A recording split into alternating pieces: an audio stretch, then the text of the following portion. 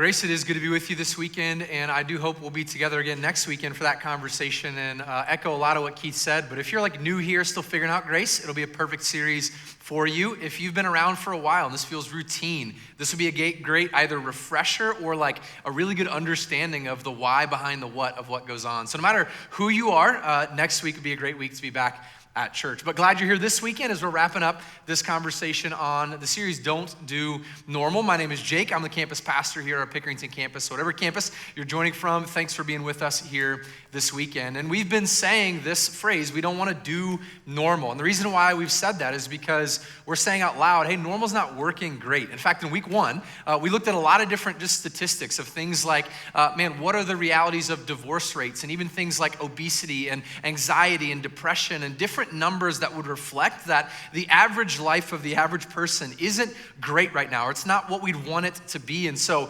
normal isn't something we go, hey, let's do more of that. Rather, it's something we go, I don't want to do that. I don't want to live that way. And certainly, if you are a follower of God, you would say, hey, I don't want to live a normal life. I want to live a life for Jesus. And so how do we get our arms around all of that? Well, the goal of this series is a lot of what I just said, but I want to put it to you this way, is we want to live with a godly focus. All right, so not just any type of focus, but a godly focus that fights against, quote, normal and builds spiritual fruit. So a godly focus that fights against normal and ultimately yields spiritual fruit. So we're pushing back against the normal rhythms and routines of life to say, I want to have a life that is good, that's rich, that's honoring to God, and good for me and my soul and my life as well. And so that's the endeavor we've been on. In week one, we talked about the idea of godly focus. What does it look like to move from like normal cycles of things in your life to real godly transformation? How does that happen? We talked about that week one. Week two, we talked about discouragement. That it's one thing to be discouraged, it's another thing to stay discouraged. So how do we, when discouragement comes, look at that with spiritual sight in such a way that isn't normal, but actually helps us navigate that well? Then last week, we talked about finances. We talked about money.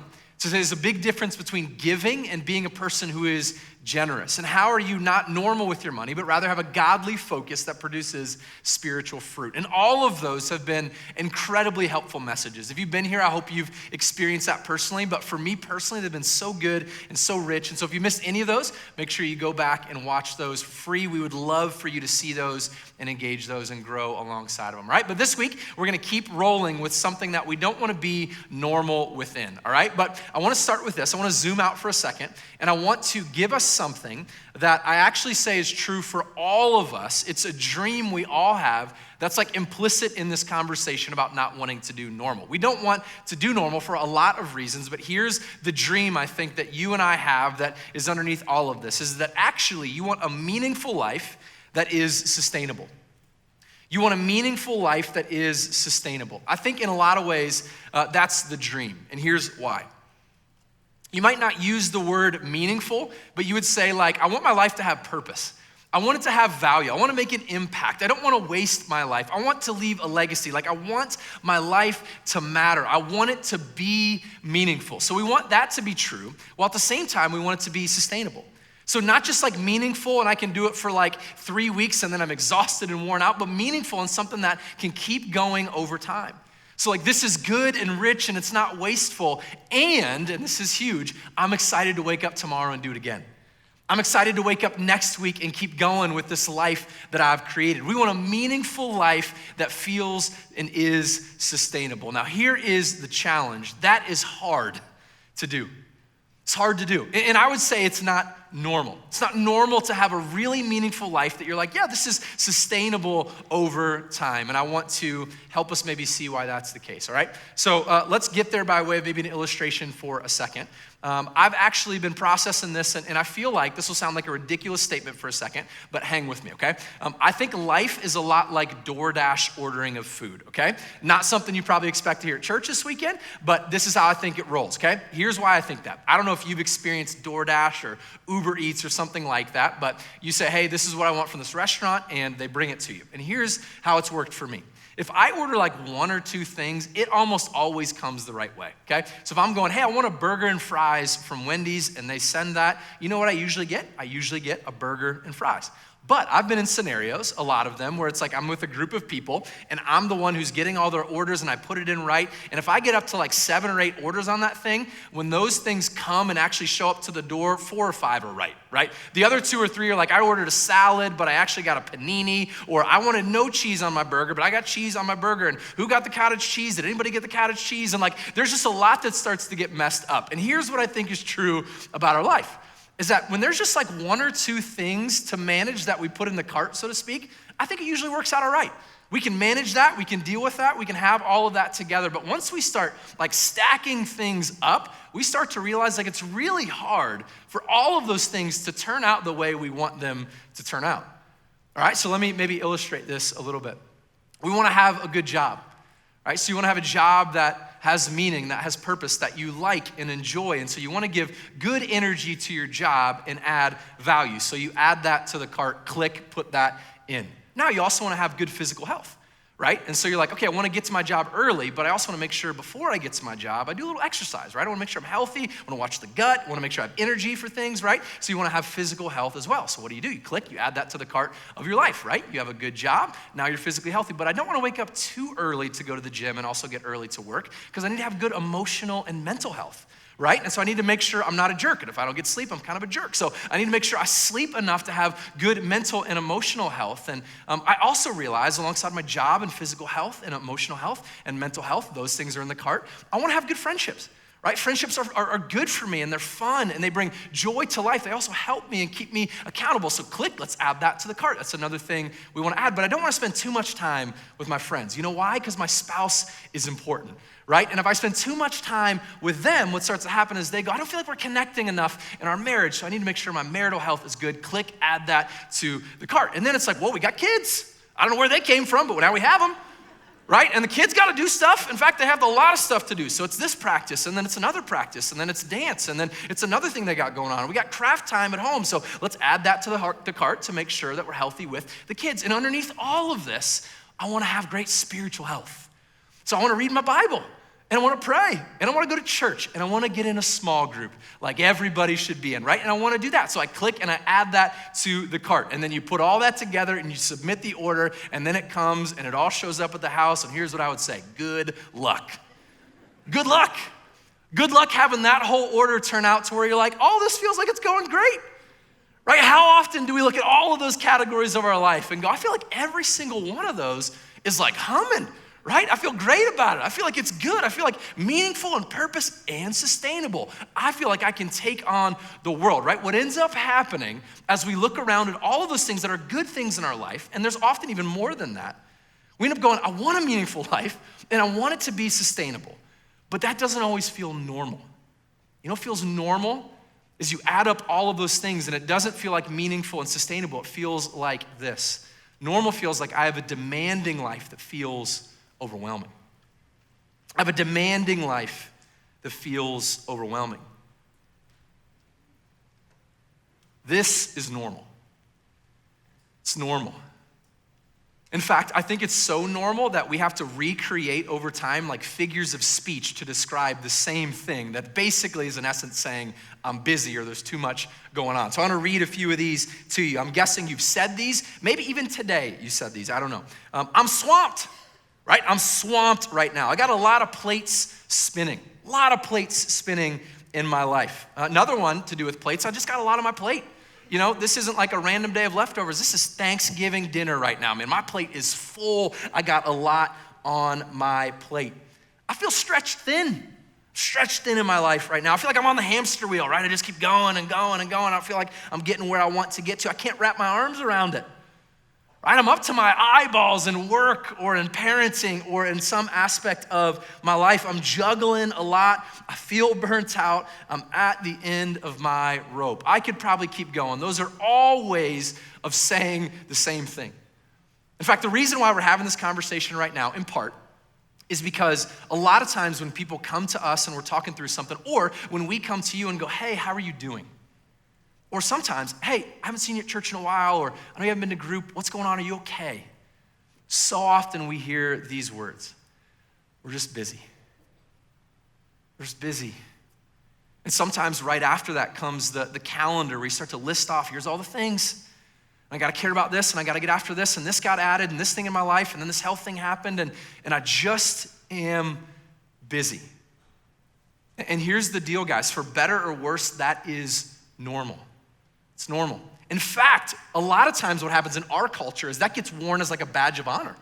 Right? It's like, hey, I'm busier than you. Look at all the stuff I have going on. You think you're busy? Look how busy I am. And for some of us, it's like the grind and the hustle, and you're like weirdly proud of it. But still you'd go, man, I don't feel like I can keep up with this because it's just overwhelming, and I feel busy, and I don't know what to do with it. In fact, like Jesus would say, hey, I've come to give you life, and life to the full. And I think we go, I want life to the full. But here's what I'm afraid a lot of us experience. Life doesn't feel to the full. It feels too full.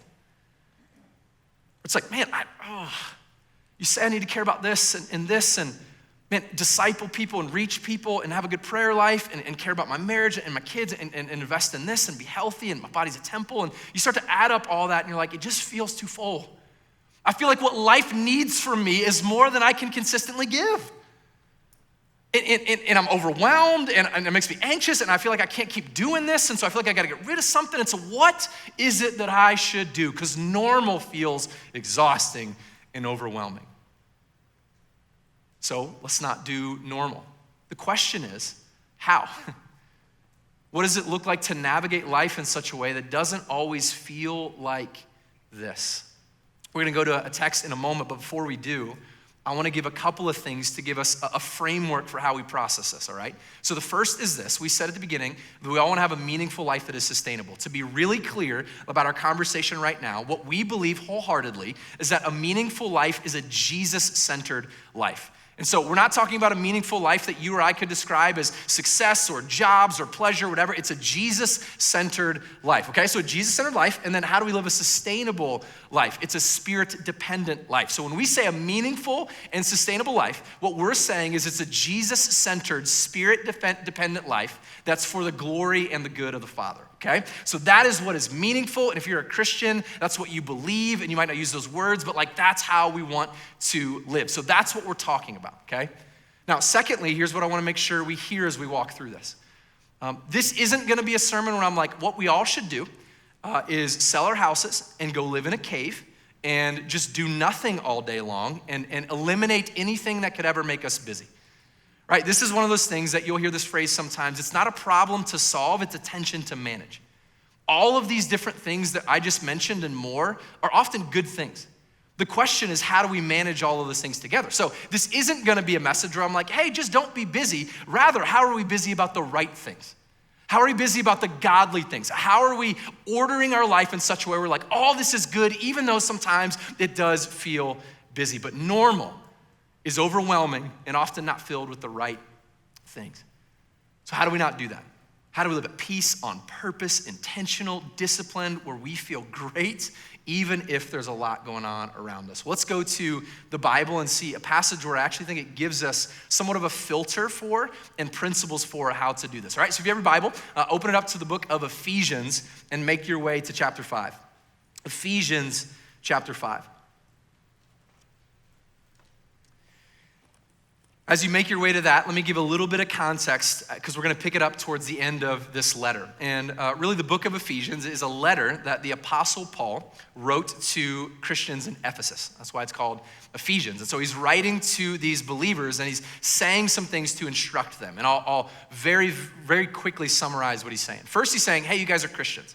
This is all the way back to the beginning of the book of Ephesians. You guys are Christians who've been saved by Jesus. He's redeemed you. He's transformed you. He's changed you. He's changed you from the inside out. He's changed your identity and everything about you because he's great. He's awesome. He's forgiven you, all of that. So because of that, you're a new person. You have a new identity. And if you're a new person with a new identity, you should live differently. So you should enjoy and worship God, and your life should look different. So he starts to unpack that in Ephesians 4. We're going to pick it up in Ephesians 5, where he's kind of summarizing some of these thoughts. And in the text, we're going to work through some of the principle, and then after, we're going to work through some of the practical application of it, all right? So let's pick it up in Ephesians 5, where it says this in verse 15. Starts by saying, be very careful then how you live. Right off the jump. Be very careful how you live. In Ephesians 4, before we got here, he said, hey, you guys as Christians no longer live like you used to live before, like you did when you were a Gentile.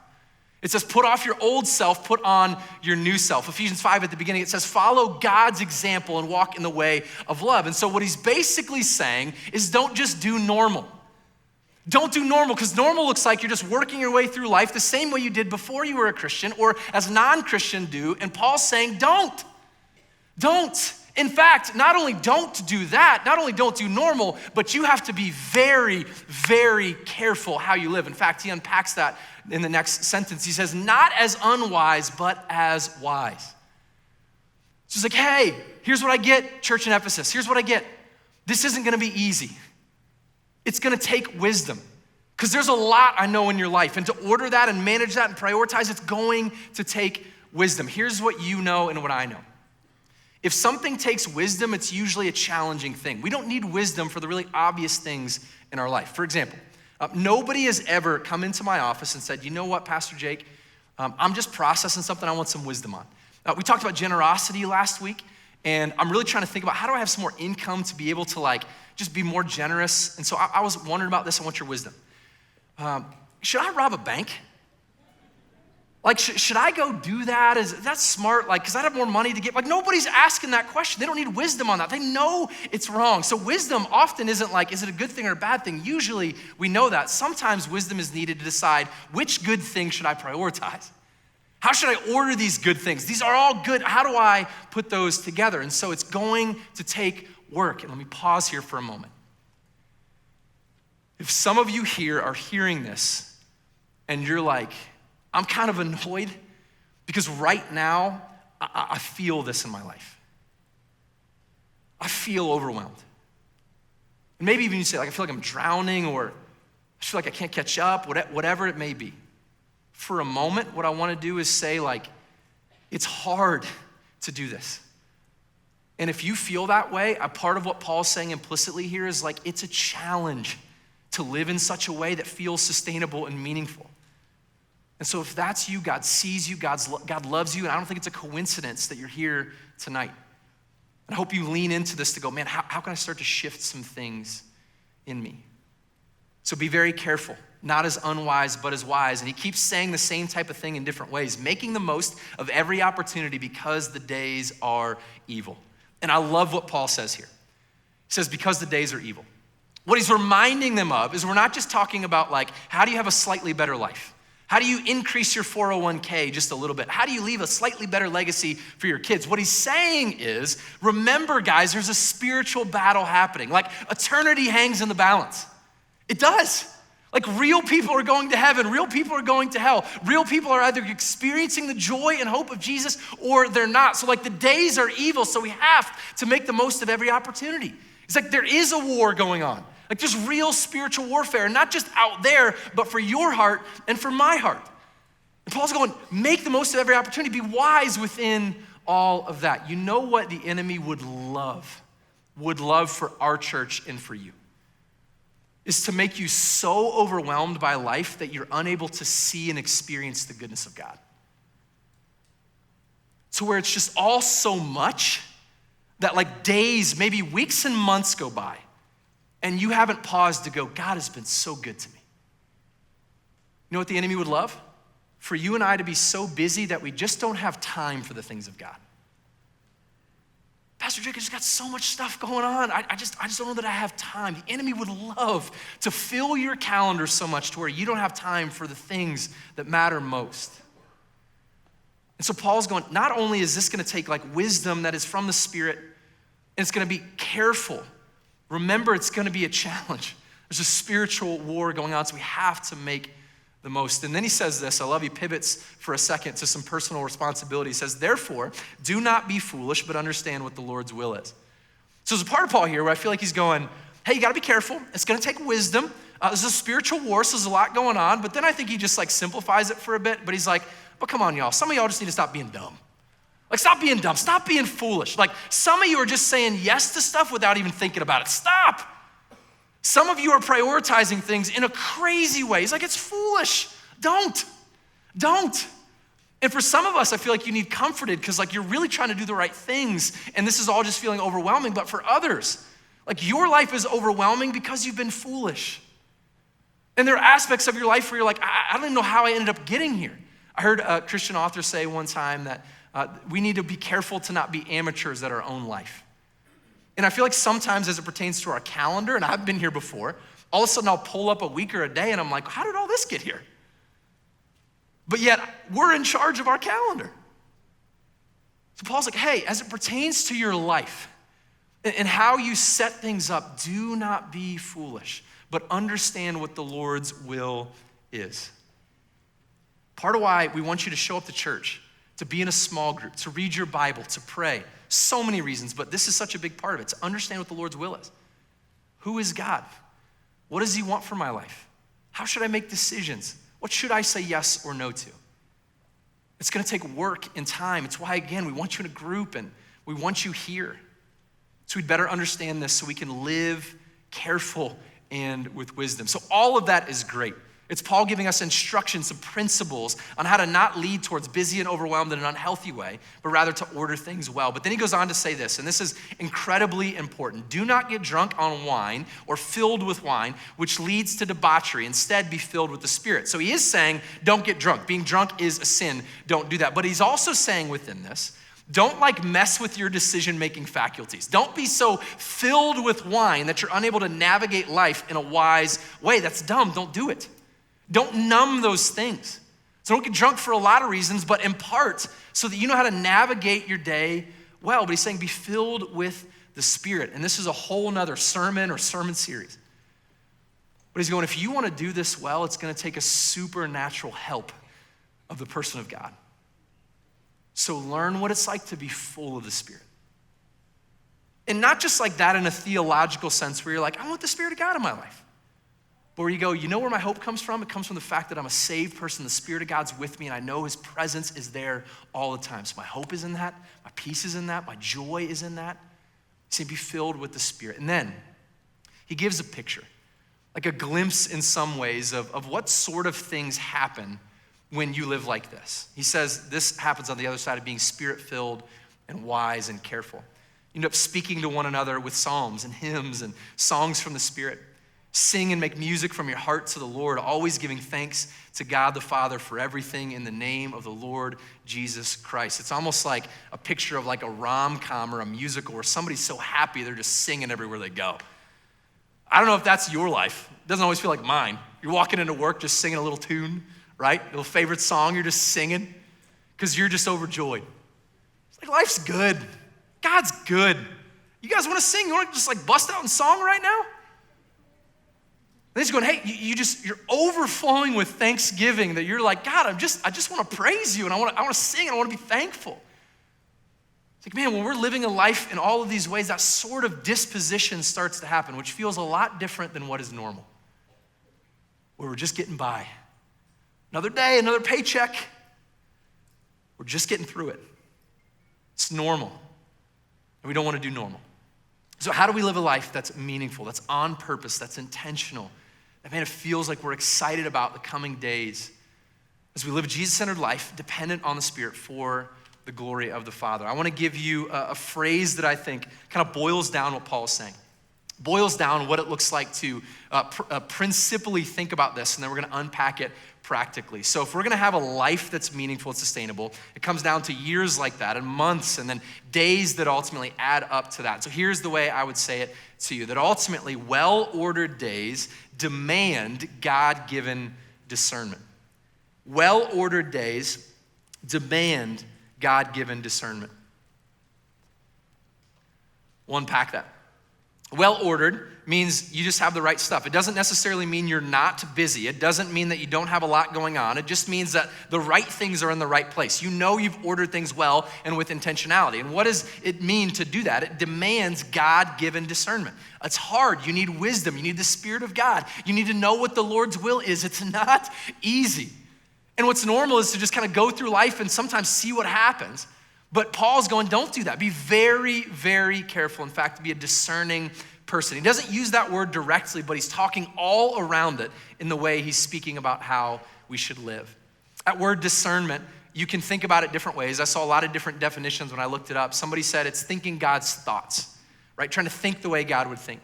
Saw another person say it's applying the Bible to every area of your life. Right? There's different ways you can think about it, but it's the essence of going, I know what I'm to do and I apply it in different areas. But the word discernment, if you look it up in the New Testament, is this word anakrino. Anakrino.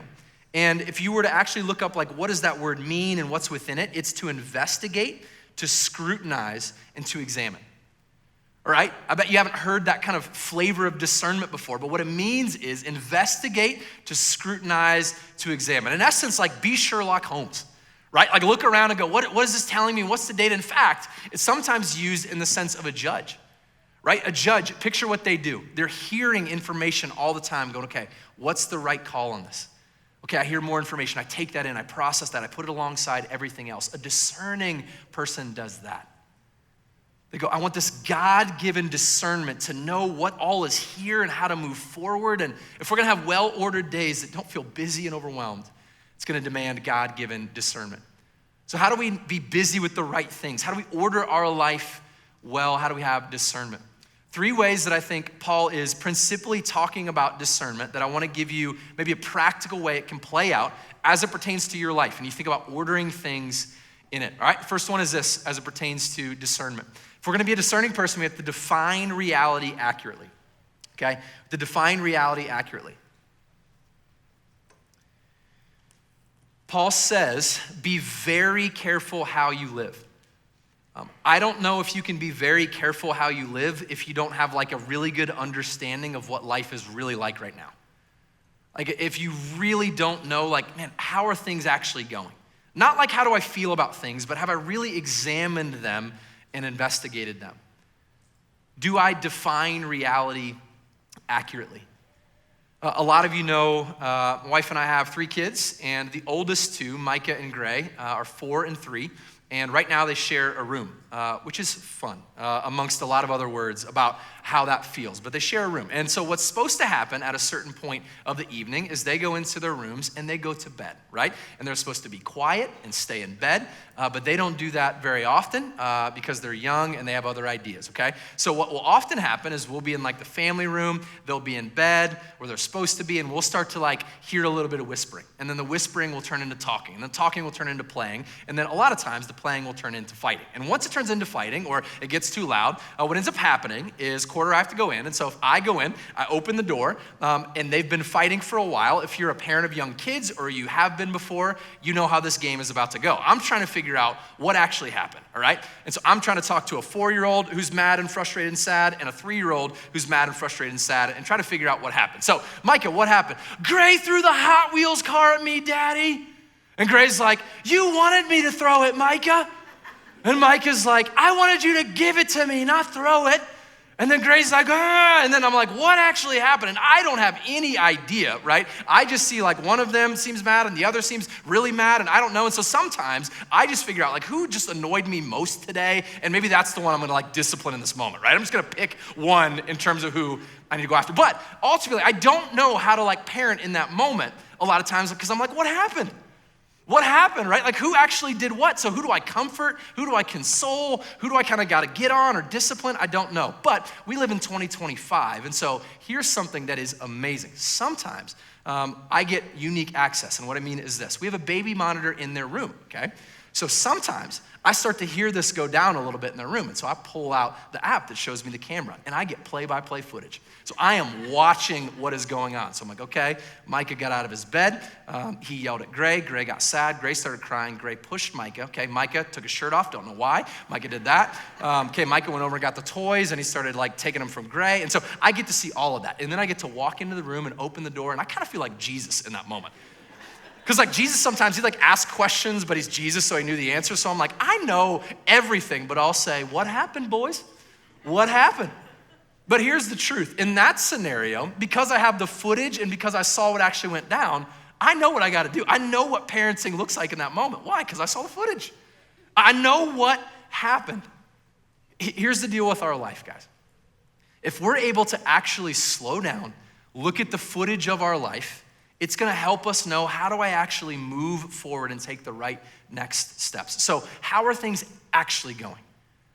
How are things? And if we are able to look at the footage, so to speak, and slow down, We're gonna help ourselves define reality, which will help us make good decisions. But here's what I know. Often the times we're most busy or overwhelmed are the times we wanna do this the least. We're like, you know what I'd love not to do? Or I don't want right now to like sit down and journal and process, how's life going? I'm just tired of life. But that's when we need to do it the most. And so how do you ask yourself really good questions about what's going on in your life right now? So I wrote down a few. This one is not rocket science, it's so simple, but just asking, how is blank going really? How is your job really? Really? How many hours are you really working? Is that because they asked you to or because you wanted to? Big difference. How is my marriage really? Because I know if that's off, everything feels a little bit harder, and maybe I'm overwhelmed, not because of the quantity of things in my life, but because I don't have emotional capacity right now because my marriage is not in a good place.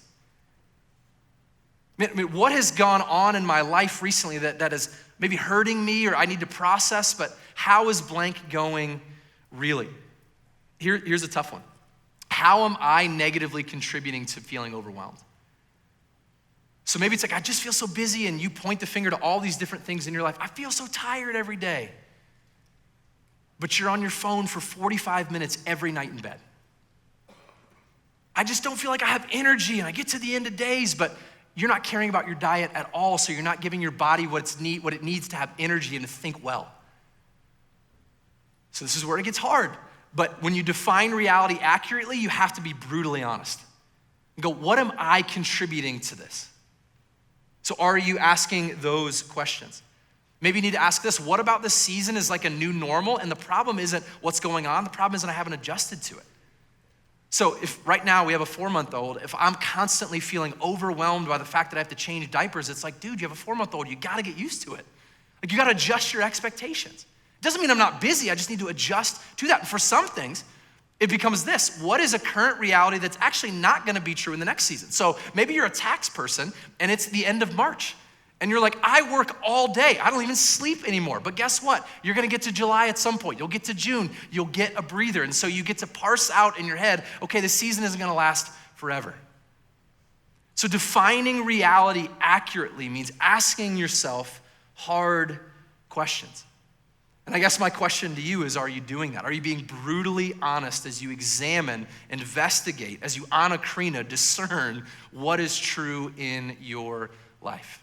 So it starts with looking at the tape, so to speak, going, how are things going really? And then it gets to number 2. If you've done that well, to kind of know where you're at, know why you're where you're at.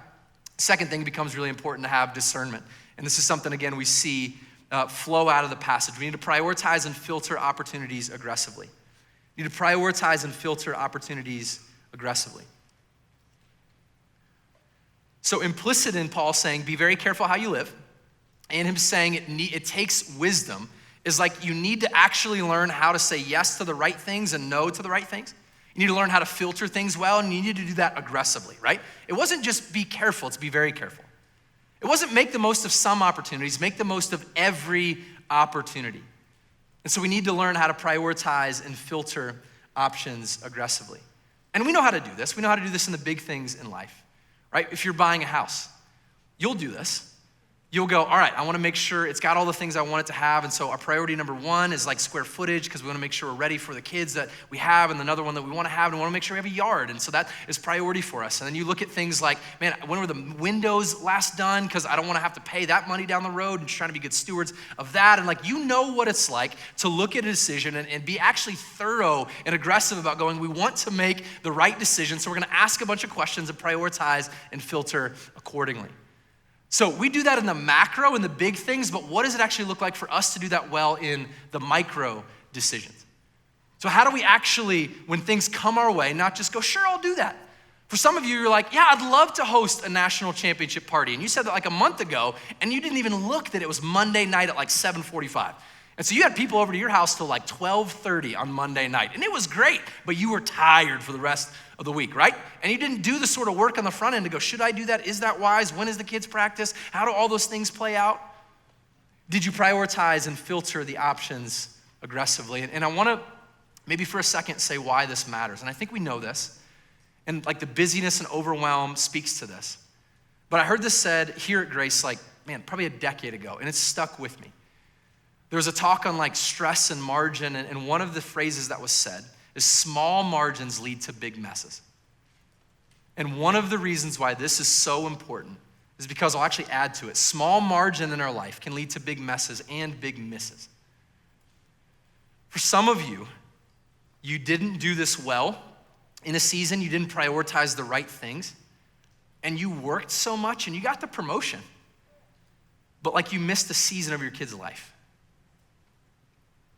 And you're like, man, how would things have been differently for him if I was really there for him when he was in 7th grade? And you're living with that because you didn't do this work at a certain point. So sometimes it's not just a miss, it's a mess. Like sometimes not doing this and getting so overwhelmed and busy is like why affairs happen. So people get so stressed out and they're strung out with things and it's so overwhelming and they start to not make good decisions. So you start to make these messes in your life of regret and shame and things you would never normally do, but in part because you haven't filtered and prioritized things aggressively. So how do you do this work? Well, again, what we said is like a meaningful life is a Jesus-centered, spirit-dependent one for the glory of God. So like, are you prioritizing and filtering things the right way? Not everything gets the same priority. You know what should be first in priority is the things of God. It's like, are you filtering and prioritizing those things first? Are those the big rocks, so to speak, that go in your jar first, that take up space because you know they have to be there? Or is it like, man, I heard kids' sports is coming up, and so I'm gonna say yes to that kid joining the league, and you didn't check to see if it was on Sunday or on Thursday. And so you put that in first, and then what gets pushed out? Church. And so are you prioritizing and filtering the things of God first? And then again, it takes wisdom to go, okay, good things, and how do I balance, and how do I physical health and mental health and job and all of that. But we're never gonna get there if we don't actually have this bone or this muscle in us to prioritize and filter things aggressively. So my challenge to you is to like have some sort of a process. Here's one I thought of that I think would be awesome, all right? Not everybody here is in a small group. I'd love it if you would be. I think it'd be great for you, but let's pretend you were. We call them grace groups or Bible studies here, but let's pretend you're in a grace group. What if, before you said yes to anything that's going to be ongoing in your life, you made it such that your grace group leader had to approve that? So you're like, before I say yes to another kid's sport, I'm gonna ask them, do you think this is wise? Do you think this is good? Do you think this is the most God-glorifying thing for me right now? That's an aggressive approach to prioritizing and filtering. To go, I'm not just gonna choose, I'm actually gonna have them speak into it. Because maybe I'm not realizing it, but I'm idolizing my kids. Or I'm idolizing my job, and so I want some other wisdom to speak to that. So again, it's not always gonna be how do I prioritize and filter so I'm not busy, but how are we busy about the right things? Busy about the things of God and doing that in a way that's reasonable and sustainable. How are we busy about rest? How are we busy about ordering our life the way God would call us to? So that it's not life too full, but it is life to the full. So first two are huge. Define reality accurately. Second, we have to make sure we prioritize and filter aggressively. But the third is what brings it all together. And we'll be brief on this, but it's so important. Here's what it is. The third one is this: to have this discernment is to seek and submit to the Spirit actively. Seek and submit to the Spirit actively.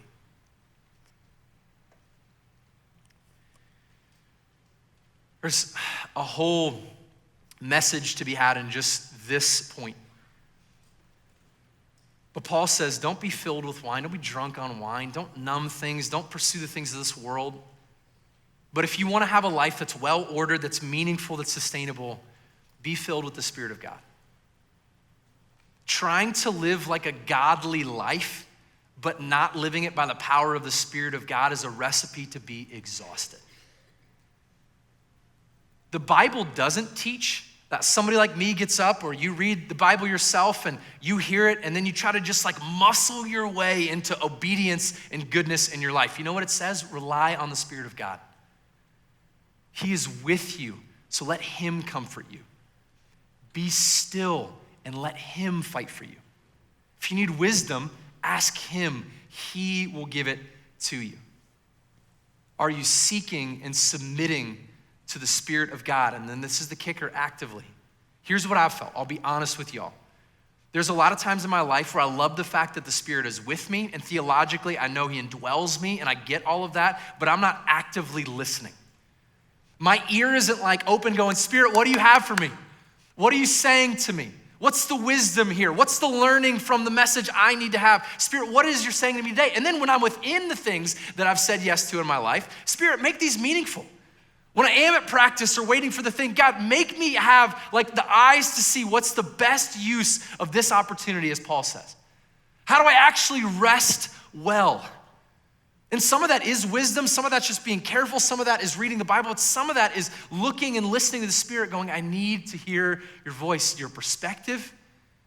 I need your comfort, I need your guidance. And then as I'm living my life, I want to live it with you. Not just a life for God, but a life with God. So that every day as you're at your job, the Spirit's with you. And not only is he with you, but you're listening, you're hearing, you're going, God, I'm glad you're with me.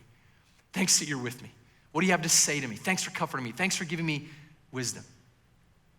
But it's never gonna happen again if we don't seek and actually submit to the Spirit of God.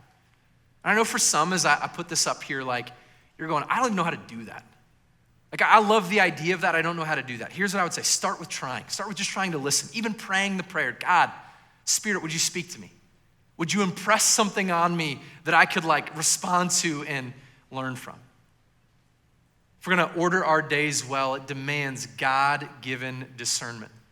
That looks like defining reality accurately. It looks like prioritizing and filtering things aggressively to make sure the right things are in your life. And then it means walking well with the Spirit in and through all of it. And we've talked about a lot in this series, and even a lot just right now in terms of what it means to not be normal. What it means to not just do things a normal way, but the godly way. And again, I summarized some of where we've been in the last few weeks, but I want to really put the ball in your court as we wrap up this weekend. We never want to just preach or to have these message series and then have you nod your head to parts of it, but not actually apply it. And so I want to really challenge you right now to apply something from this series to your life. I put it to you this way as you think about thinking about it and then applying it. I want you to see the space between your normal life and a Jesus-centered life. And then I want you to take action accordingly. So for each and every one of you, I want you to see the space between the normal aspects of your life, the things you know you're doing that aren't the way God would want you to do them, and then how do you see and understand a Jesus-centered life, and then again, take action accordingly. So I want to give you an action step that helps you with this, that propels you into this, all right? So I want you to do this and for real. Like before you leave today, I'd love for you to write these things on your program. You'll see this on the screen. I'd love for you to write it down. I want you to write one step, all right? Just one. You could do a lot more, but for right now, just one, where you want to move from normal to Jesus-centered living.